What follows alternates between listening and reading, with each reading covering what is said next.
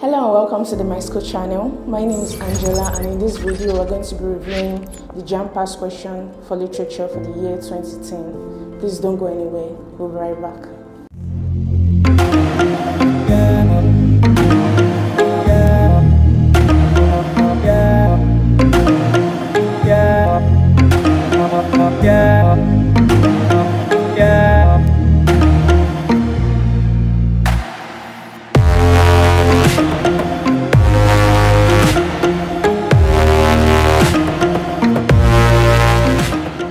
Welcome back to the Myschool channel. In this video, we're going to be reviewing questions 1 to 25. Let's begin with question 1. These questions are based on general literary principles. Both comedy and tragedy have A. climax, B. tragic hero, C. stanza, and D. happy ending. So the answer to this question is climax. And remember when we were discussing the traditional plot structure in a literary work, we talked about how it is divided into 5 different categories. We have the exposition, the rising action, the climax, the falling action, and the resolution. So this traditional plot structure can be found in both prose and drama. So it can be found in both literary works, and it can also be found in comedies and tragedies.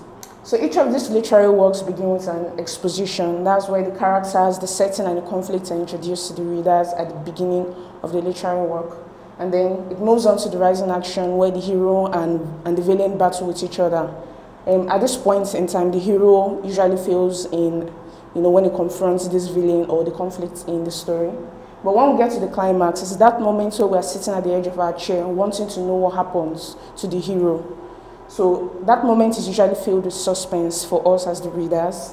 It's also at that moment that we define whether that play or that prose that we're reading is a comedy or a tragedy. If it's a comedy, we discover that the hero wins in his battle with the villain or with the conflict in that story. But if it's a tragedy, we discover that the hero loses this battle. So it's that defining moment. It's that moment that defines whether it's a comedy or a tragedy. And you can see that it can be found in both literary works, both comedy and tragedy. The climax is a very important part. So let's go back to the screen. So for the other options, we can see in a tragic hero, the tragic hero is a very important part of a tragedy, in the sense that the tragic hero is the main character in a tragic work. He is that character with a lot of virtuous characteristics, but that's one tragic flaw that eventually leads to his downfall. Then we have the happy ending, which is a very important part of a comedic work, in the sense that it is the resolution of that comedic work. The main character in that story gets what he deserves. Maybe he marries the love of his life or something like that. So the happy ending is a very important part of a comedy. The stanza is not related to a comedy or a tragedy. It is rather a feature of poetry. It is how the lines are divided in a work of poetry. So it cannot be the answer to our question. The answer to this question is climax, because it determines whether a work is a comedy or a tragedy, and it's a very important feature of both types of literature. So the answer to this question is A, climax. Question 2. These questions are based on general literary principles. A formal, dignified speech or writing praising a person or a thing for past or present deeds is A, eulogy, B, anthology, C, lampoon, and D, premiere. The answer to this question is eulogy. A eulogy is a formal, dignified speech written to praise a person for the good deeds he has done while he was alive. It is usually said at a funeral or a memorial service in honor or praise of someone who has just died. An anthology is a group of stories or poems that are created by different authors but are published in a particular collection. A lampoon is a speech or writing written to mock a particular person, a group, or an institution. Then a premiere is the first showing of a movie, a musical, or a dramatic work. So our answer to this question is A, eulogy. Question 3. These questions are based on general literary principles. The narrative style in which the hero tells his own story directly is the A, subjective, B, first person, C, third person, and D, objective. So the answer to this question is B, first person. There are 4 different narrative perspectives or narrative points of view for a literary work. We have the first person, we have the second person, we have the third person subjective or omniscience, and then the third person objective. So these are the 4 narrative style or narrative points of view for a literary work. So the first person is that narrative style or point of view where the narrator himself is a character in the story. He tells the story from his own point of view, from his perspective. And you see the use of pronouns like I and I, me, we, etc. Then we have the second person narrative point of view where the story is told from the perspective of the reader himself. The reader is kind of like a character in the story. You use the pronoun you. You are going to the market and suddenly you notice something and then you turn back. So it feels like the reader is actually present in the story. Then we have the third person omniscient. So this particular perspective is where the narrator is not a character in the story, but he tells the story like as if you can see into the thoughts, into the intentions of each of the characters in the story.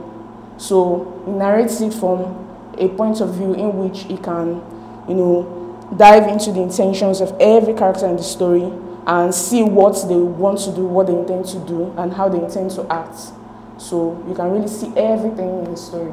But for the third person objective, the narrator is very objective. You can't see into the thoughts and intentions of every character in the story. He just tells the story as it is happening. So our answer to this question is first person because it's the narrative style in which the hero, the main character in the story, is the one telling the story, is the narrator in the story. So our answer to this question is B, first person. Question 4. These questions are based on general literary principles. The physical, historical, or cultural background of a literary work is referred to as A, plot, B, time, C, setting, and D, episode. So the answer to this question is setting. Setting refers to the physical, the temporal, the historical, and cultural background of a literary work. Oftentimes, you just think that the setting is restricted to the physical and temporal background of the literary work, right? The place and the time in which that particular story is written. But the setting is much more than that. It also refers to the historical and the cultural background of the literary work. Let's take Wole Soyinka's The Lion and the Drow, for instance. We understand that the physical setting of the play is here in Nigeria, and the temporal setting is during the colonial era, but it is much more than that. It also encompasses the historical and cultural background of the story. The historical background in the sense that it discusses the tension between the Nigerian people and the new culture that is being imposed upon them by the colonial masters. Baroka is a prime symbol for how this tension is being represented in the society, and the way he feels about how his culture is eroding and how the culture of the colonial masters are influencing the way things have been going on in society. All of this contributes to the setting of the literary work. It is very evident that it is set in Nigeria because of all of these things that are being discussed in the literary work. Then, the cultural background also influences it in the sense that the use of songs and dance in the literary work shows that it is set among the Yoruba people of the Nigerian society. The way they interact with one another, the way they make use of proverbs and things like that to express their emotions, their feelings and their intentions to one another. All of this contributes to the setting. They make the setting more wholesome, more cohesive to the reader. So our answer to this question is C, setting. Question 5. A plot structure that defines chronology can be described as A, circular, B, episodic, C, organic, and D, open-ended. So the answer to this question is B, episodic. There are 4 different kinds of plot structure. We have the chronological or organic plot structure. We have the non-chronological or episodic plot structure. We have the circular plot structure and the in media res. So the open-ended is not a kind of plot structure. So for the inorganic or episodic plot structure, it's a kind of structure that narrates the story loosely. So the way the events are narrated in the story is not usually in the order in which it happened.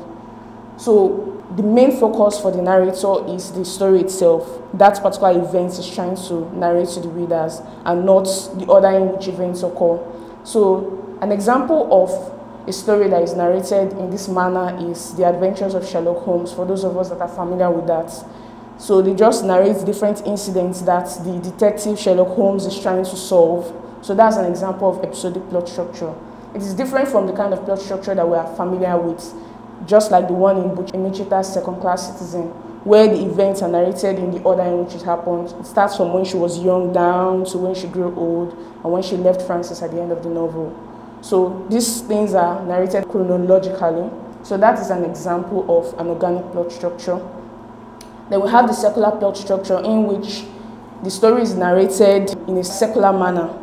The story begins at a particular scene with a particular thing happening, and it ends at that particular point, in that particular scene, with that particular setting. So that's a secular plot structure. It is not a very common kind of plot structure. Then the last one is the in media res, where the story begins right from the middle. Like, for example, someone is running in the forest and something is pursuing that person, and then they will now go back to the beginning. I'm sure you want to know how we got here, for example, and then they go back to the beginning of the narration. That is in media res. It starts from the middle and then goes back to the beginning of the narration. So our answer to this question is B, episodic plot structure, because it is the only one of these three that defies chronology. So our answer to this question is B. Question 6. Pun as a literary device deals with A, placing words side by side, B, playing on words, C, arrangement of words, and D, placing two opposite phrases. So the answer to this question is B, playing on words. Pun is a literary device that involves the play on words, usually for the purpose of humor, or to make that particular phrase or sentence more memorable to the reader. So an example of pun is the shoemaker, while mending soles, won souls for Christ. So the play on word is the use of soles, S-O-L-E-S, that's the part of a shoe that it means, and S-O-U-L-S, that's souls, the Christian type of soul. So that's an example of pun, and it involves the play on words with the word souls and souls. So answer to this question is B, playing on words. Question 7. In a narrative poem, the poet attempts to A, describe a place, B, preach a sermon, C, tell a story, and D, summarize a story. So the answer to this question is C, tell a story. The purpose of a narrative poem, just like a narrative essay or a narrative literary work, is to tell a story, is to narrate events to the readers in the order in which they happened, so that they can get a moral lesson from it. So this is different from a descriptive poem or any poem essentially that describes a place or describes anything. So our answer to this question is C, tell a story. Question 8. The account of an experience of an individual during the course of a journey is known as A, an autobiography, B, a catalogue, C, a memoir, and D, a travelogue. So the answer to this question is a travelogue. A travelogue is the account of an experience of an individual while he or she is on a journey. So it is different from an autobiography that tells the story of a particular person's life. So that story is usually written by that person. That's why it's an autobiography and not a biography. Then we have a catalog, which is a list of the items that a business is selling. It has nothing to do with literature. Then we have a memoir. A memoir is the narration of events that occurred during a particular period of a person's life. It is not the narration of the entire life of a person. An example is Chinua Achebe's There Was a Country, that narrates his experience during the Biafran War. So it's narrating an experience that occurred during a section or a segment of his life. He's not narrating his entire life from the beginning to the end. So our answer to this question is travelogue, because it is an account of an experience during the course of a journey. Question 9. Satirical writing employs A, synecdoche, B, irony, C, onomatopoeia, and D, epigram. So the answer to this question is irony. Satirical writing or satire is a type of literary work that mocks the ills of society. And the method by which the writer mocks the ills of society is through irony and humor. Irony is a literary device that helps to differentiate the way things appear to be from the way things are, appearance versus reality. So it differentiates the expected from how things really are. So irony is a very important tool in satirical writing. Our answer to this question is B, irony. Question 10. What figure of speech is used in the expression below? I have been here 1,000 times. A, apostrophe, B, pun, C, personification, and D, hyperbole. So the answer to this question is D, hyperbole. Hyperbole is a literary device that involves the use of over-exaggeration for the purpose of humor or to make things more memorable for the reader. So I have been here 1,000 times is an example of hyperbole, because it is nearly impossible for someone to visit a person 1,000 times. So the reason the person said that is just to create an effect. So our answer to this question is D, hyperbole. Question 11. Use the quotation below to answer this question. Bash. You dumb skull of a bonehead. You will face court-martial for this. You look everywhere. You search inside toilet bowl. So this is from Wole Soyinka's King Babel.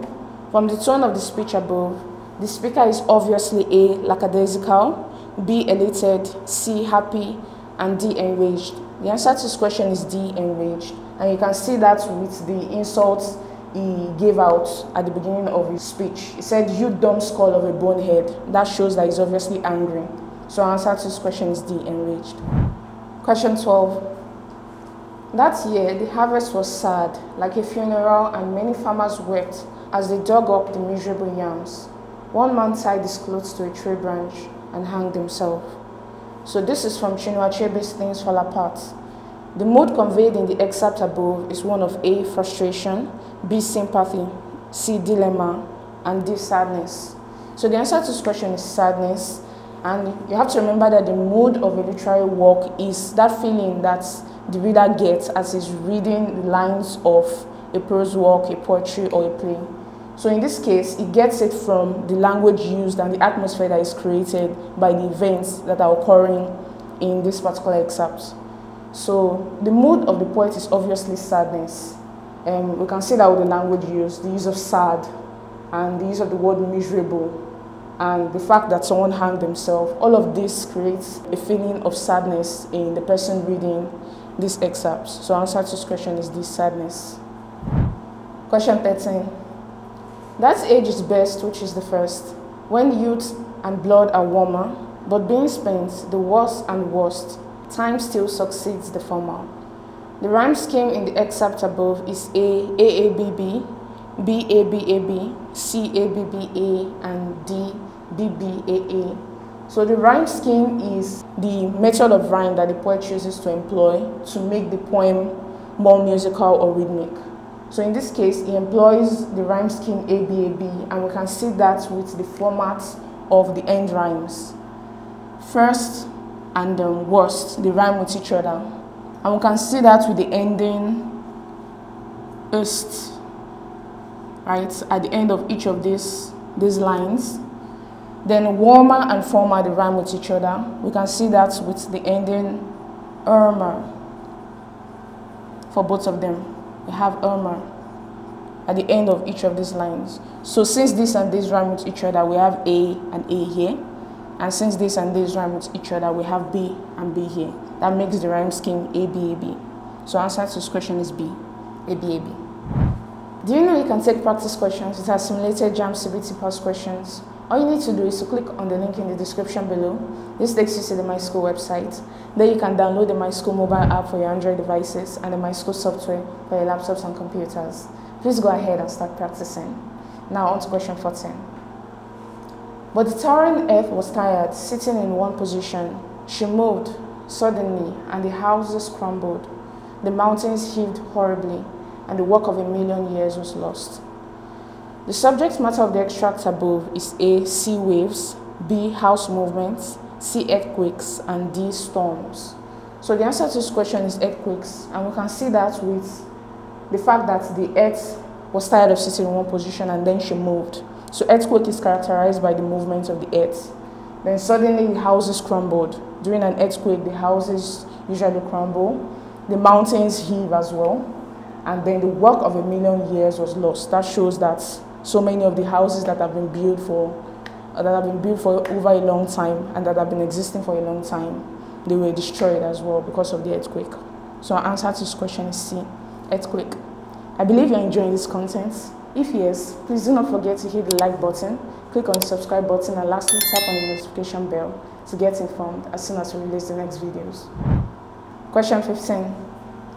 What figure of speech is conveyed in the sentence below? The booming of the gun. A, onomatopoeia, B, synecdoche, C, metaphor, and D, irony. So the answer to this question is onomatopoeia. Remember, onomatopoeia is the use of a word or label to represent the natural sound that a particular object makes.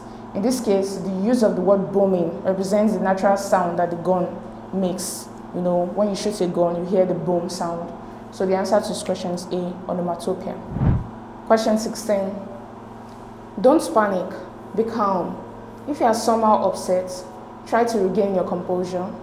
The speaker in the excerpt above is A, uncertain, B, afraid, C, confident, and D, hopeless. So the answer to this question is C, confidence, and we can see that with the use of imperative sentences or commands. Don't panic, be calm. Then the advice he gives to this person also suggests that he's confident. It's only a confident person that will give an advice about not being upset and trying to regain your exposure. So answer to this question is C, confidence. Question 17. Use the lines below to answer this question. Move him into the sun. Gently his touch awoke him once. At home whispering of fields and sown. Always it woke him even in France. Until this morning and this snow. If anything might rouse him now, this kind old sun will know. Think how it wakes the seeds, woke once the clays of a cold star. A limb so dear achieved the sights, full nerve still warm too hard to stay. Was it for this the clay grew tall, or what made fatuous sunbeams tall, to break earth's sleep at all? The poem can be described as A, an epic, B, a sonnet, C, an elegy, and D, a lyric. So the answer to this question is C, an elegy. An elegy is a poem that is designed to mourn someone's death. So in this case, the poet or the poet's persona is mourning the death of his friend. So let's go back to the beginning of the poem to see why this is an elegy. So the first line of the poem says, move him into the sun. The poet persona is telling others around to move his dead friend into the sun. And the reason for this is that he believes that the sun can revive him. He has hope that the sun will revive him. Then he goes back in time. He said, gently its touch awoke him once. He's talking about the sun. That when the sun rose up in the morning, the touch of the sun awoke his dead friend while he was alive. Then at home, whispering of fields and sown, always it woke him even in France. He's talking about how the sun always wakes him up every time. But this morning is a little bit different. He said until this morning and this snow. Remember when they're talking about snow or wintry atmosphere, they are usually referring to a darker theme. Remember the journey of the Magi, where they talked about how the Magi journeyed through the snow. They were referring to a much darker theme because they were really suffering as they journeyed through the snow. The camels galled, they were sore-footed with fracture. All of this suggests a darker theme. So whenever they refer to the snow or wintry atmosphere, it usually has a darker theme. So until this morning and this snow, if anything might rouse him now, this kind old sun will know. He still filled with hope that the sun will revive his dead friend. Think how it wakes the seed, woke once the clays of a cold star. So he's talking about how the sun wakes the seed up. Thus it allows plants to grow. It woke once the clays of a cold star. Is referring to the biblical text, Genesis 1, when we were made out of clay. So the sun also woke us, right? It gave us life. So it wakes the plants, it wakes us human beings. So the sun is an essential part of life. It's a life-giving force. So that's what he's trying to express in these lines. A limb so dear achieved at sides, full nerves still warm too hard to stay. Now he's talking about his dead friend. He sees that the sun is not waking him up. And then he's asking, how are dead limbs that are not even moving, but are still warm, how are they very hard to wake up? So he's questioning the effects of the sun or the purpose of the sun. Was it for this the clay grew tall? Is it because of the sun that the clay was able to rise up to become human? Remember, the sun is a life-giving force, but in this case, his friend is not waking up from his sleep. So, oh, what made fatuous sunbeam tall to break earth's sleep at all? Now he's beginning to question the effect or the function of the sun as a life-giving force. So there is an element of nihilism, the belief that nothing good ever comes out of life in all of this. So from all this description, we can see that the poem is an elegy. It's talking about his dead friend and the fact that he can't wake up from this long sleep that he has gotten himself into. So we might think it's also a sonnet, but this time around, it doesn't contain those features of a sonnet, though it has 14 lines. It doesn't have iambic pentameter lines, which is another important feature of a sonnet, right? So this is kind of a mock sonnet. So our answer to this question is not sonnet. The answer to this question is C, an elegy. Question 18. Okay, so this poem is the same as the one from the previous question, and then we are to use the lines above to answer this question. The theme of the poem is A, distortion of life, B, creation of life, C, vanity of life, and D, futility of life. So the answer to this question is D, futility of life. So at the beginning of the poem, we see the poet's persona telling other people to bring out his friend into the sun. He had that hope that once he's brought out into the sun, that he will be revived, because he knows from previous experience that the sun is a vital source of life. It is the thing that brings things into existence. He talked about that at the beginning of the poem, where he talked about how it makes seeds grow and how it brought humans into existence after they were molded into clay. So all of this shows that the sun is a vital source of life. But now, when he brings his friend out into the sun, nothing happens. The sun does not bring him back to life. Then he begins to ask, "A limb so dear achieved, a sight full nailed still warm to her to stay." So he's asking that this is just one person, his friend, right? But his friend is not being revived by the sun, even though he's still warm, right? It still feels warm, but the sun can't bring him back into existence. So he's beginning to question, how was it that the sun was able to make the clay grow tall? How was it able to bring human beings into existence if it cannot do just this right now? So he said, "Oh, what made fatuous sunbeams tall to break earth's sleep at all? Why was the universe ever stirred to life if at the end of everything we still die? Why are we brought to life when at the end of it we just die?" So he's questioning the meaning of life. Why do we come into existence when we are just going to have to die eventually?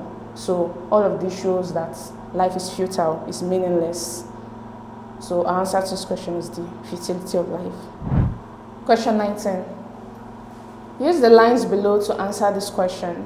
A cousin ruled with a merry farce, a bundle of rags upon a crutch, stumbled upon that windy place called Kurakan, and it was as much. The rhyme scheme of the stanza above is A, A, B, A, B, B, B, B, A, A, C, A, B, B, A, and D, A, A, B, B. So the answer to this question is A, A, B, A, B. So remember that the rhyme scheme is the pattern of rhyme in a particular poem. So in this case, we can see that there is a similarity in line 1 and 3 because they both end with the same sound. We have the sounds at the end of each of these lines. And then for line 2 and 4, they end with the same sound, so they rhyme with each other. We have ch sound here and the ch sound here, right? So we have A and A here because they rhyme with each other, and then we have B and B here. So the method of rhyme scheme we'll have here is A, B, A, B. So this makes A the answer to our question. Question 20. A play that mainly aims at provoking excessive laughter is called A, comedy, B, farce, C, satire, and D, tragicomedy. So the answer to this question is B, farce.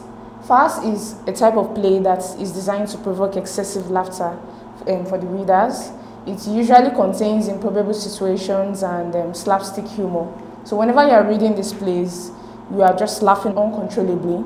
It is usually a type of comedy because it starts happily, it ends happily, and everything that happens in the novel are usually very funny. So you should also note that comedy, satire, and tragicomedy are all features of different genres of literature, prose or drama, but farce is essentially a feature of a play.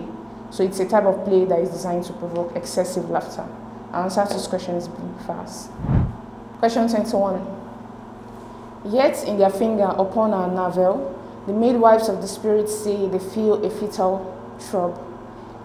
The dominant literary device used in the extract above from Aquas in the navel of the soul is A, epigram, B, rhythm, C, allegory, and D, enjambment. Answer to this question is D, enjambment, because enjambment is a literary device in which the thoughts of the poet bleed into the next lines of the poem. The reason for this is to help to create a sense of continuity and to build suspense in the minds of the readers as they are moving along these lines of the poem. So you can see the use of enjambment in this poem.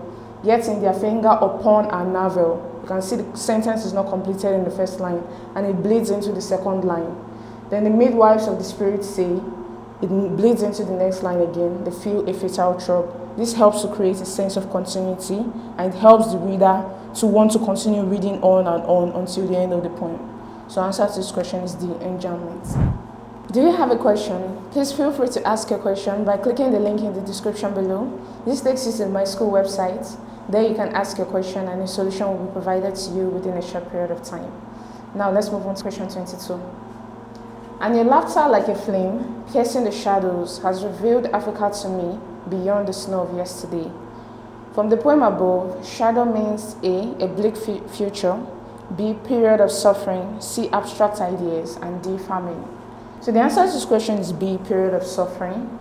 The shadows referred to in these lines is a metaphor for that period of Africa's history where Africans were subjected to slavery and hard labor. The poet is trying to suggest that despite the joy and comfort that the colonial masters derived from the suffering that we faced, that Africa is strong enough to face whatever hardship that comes our way. And so it is this message that the poet is trying to reveal to us through these lines.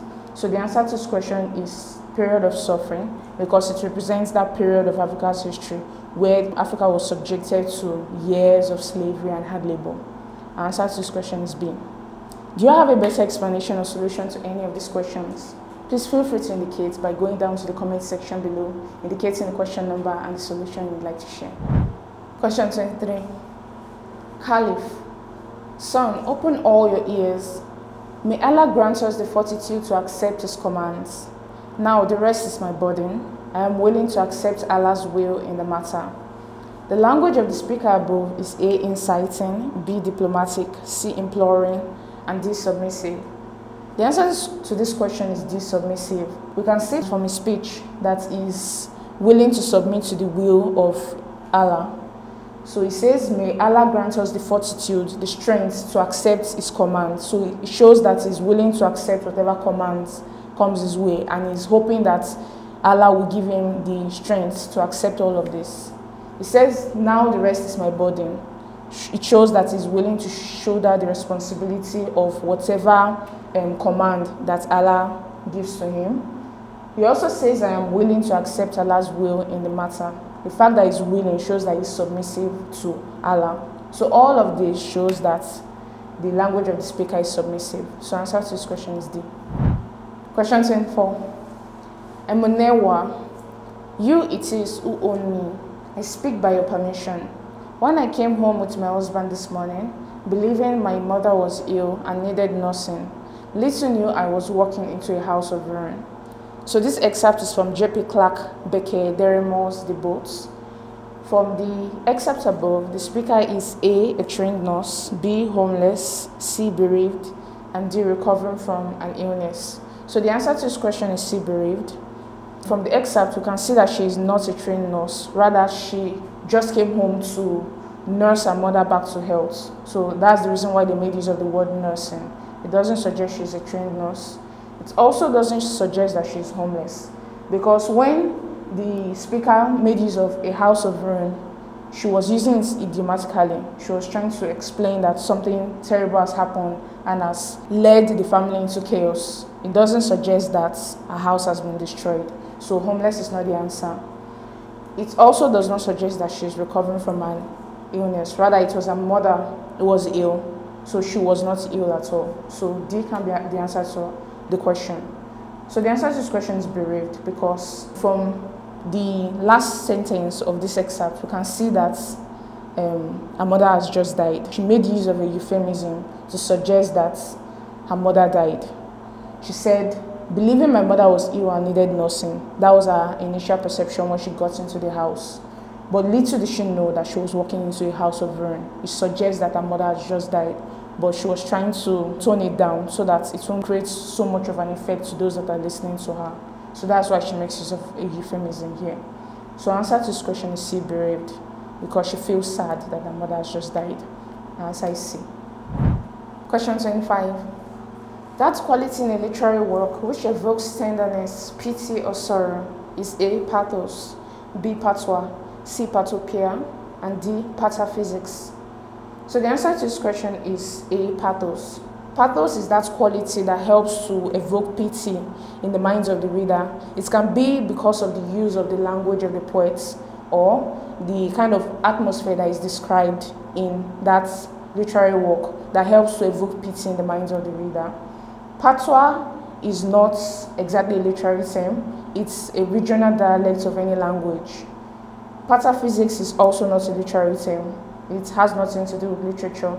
Patopia is a speech that helps to arouse pity in the minds of the reader, but you should note that while patopia is the speech itself that helps to arouse pity, pathos is that quality in a literary work that arouses pity, tenderness, or sorrow in the minds of the reader when they read it. So answer to this question is A, pathos. I hope you've enjoyed this lesson.